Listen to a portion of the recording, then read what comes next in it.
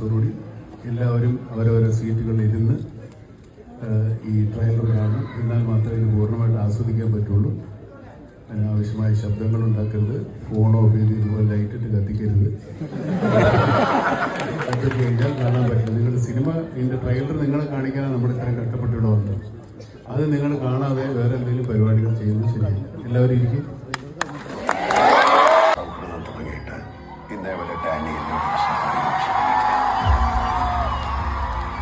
പക്ഷെ ഒരു പ്രശ്നം വരുമ്പോൾ ചോദിക്കാതെ സഹായിക്കുന്നതല്ലേ. Keep it low.